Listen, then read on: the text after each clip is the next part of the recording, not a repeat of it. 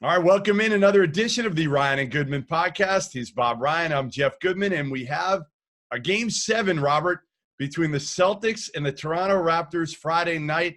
We were 0.5 seconds away from the Celtics leading 3-0 in the series, and nobody's come back from that before in the NBA playoffs. And now, listen, I'll tell you what, if I'm a betting man right now, I think I'm going with the Raptors in Game 7.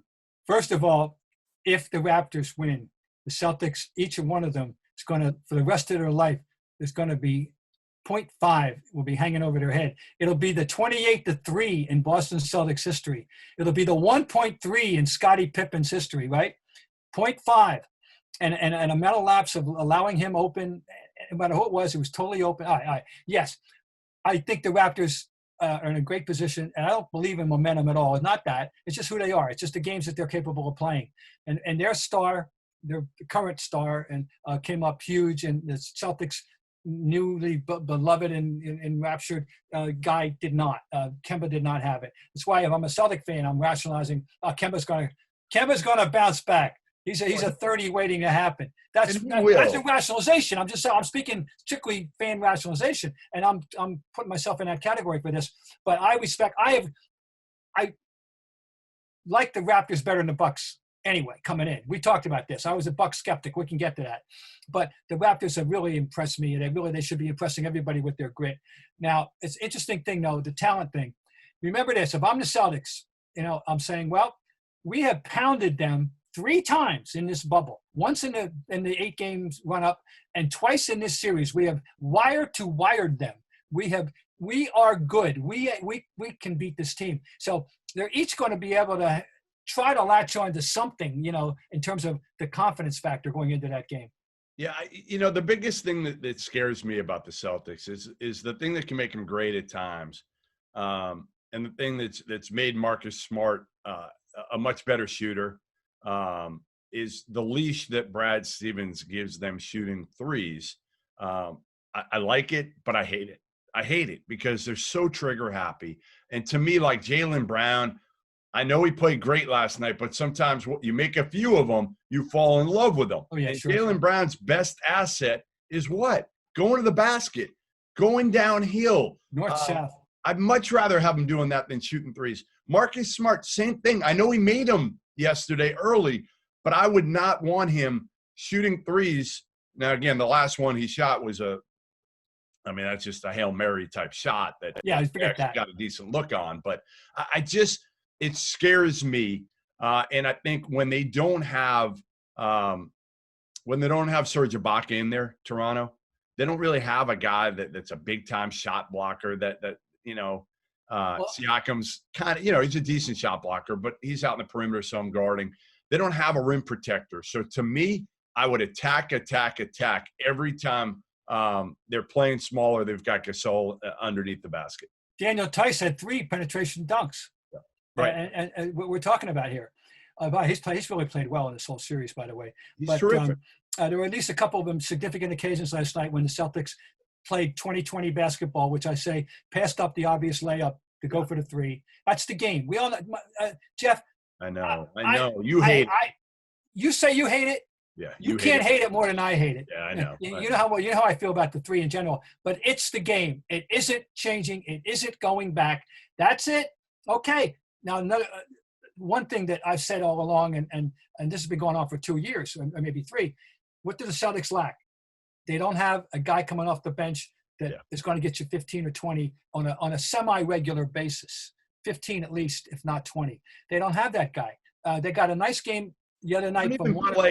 Bob, they don't even play a wing guard off the bench. Last night, they put Wanamaker, your backup point guard. Grant Williams is a 4-man. Robert Williams is a 5-man. He played 8 minutes. Grant played 7. Shemi Ojeleye is a forward who played 4. So right. They don't even put out a guy that's a scoring wing guard, whatever you want to call it, off the bench. Brad Stevens has eliminated that. Your boy Carson Edwards can't get off the bench, and rightfully so. Right. Yeah, and not that Norman Powell is the greatest thing on earth, but boy, he was is last night. A lot better than what the Celtics have in that regard. And he has had some big games. And last night, of course, may have been the most significant game of his entire NBA career. Yeah. quite frankly. 23 points. He was tremendous and important and very in a winner go home game. Norman Powell came up huge for them, and he's an asset for them. Yeah, it's an interesting, very interesting series. I must admit, when the Celtics were up 4 in the OT, I thought pretty damn good. But boy, they made some big plays. Lowry has just been sensational. I mean, talk about an MVP in the playoffs. I mean, he's right up there with all the other names you can mention so far. You know, he's up there with Leonard. He's up there with anybody the way he's been playing. You know, and you gotta love it. So there's a lot to rationalize either way. You know, I'll say this from me fan one, and I'm out of the mainstream because most people take it a lot harder if they lose. They lose to this team, I'm not going to feel that bad. I'll feel bad about the 0.5. Yeah. I always feel bad about the 0.5. I mean, that's a lockdown game. You got to win the game. But losing to the Raptors is no disgrace in general. I'm sorry. No. Period. End of. No. You know what would be? I do think if the Celtics win a Game 7 against the Raptors, I think it's going to be huge going into Miami because Miami is just as tough, right? Maybe not as mentally tough as Van Vliet and Lowry, but physically they're mentally tough. Their culture is strong. So I think if they can win a Game 7, I do think that's going to be important going forward. But again, you got to get there, and Friday night's going to be a tough. It's going to be a war. I mean, you hate to use those terms with a basketball game, but in this day and age, with two teams that do shoot 80-plus three-pointers, it is kind of a war with these two teams because, again, Lowry, Van Vliet, they're just guys who have that DNA of just kind of working hard, chipping their shoulder. I remember, Bob, I don't know if I ever told you this story, but I'm sitting at an AU tournament. It was actually a high school tournament in December in Lewis, Delaware, when Kyle Lowry was a junior in high school. I played for Cardinal Dockery in Philly. And I'm sitting there with a couple high major assistant coaches. I won't put their names out there. I don't want to embarrass them. But I'm right with them. And we're watching Kyle Lowry, and we're just shooting the shit, talking, and we're all saying, I don't think he's good enough to play at the highest level in college. I don't think he's a high major guy. I think he's probably better suited for lower high major, a Rutgers, a Seton Hall back then, somebody like that. And man, has he proven me and those guys wrong.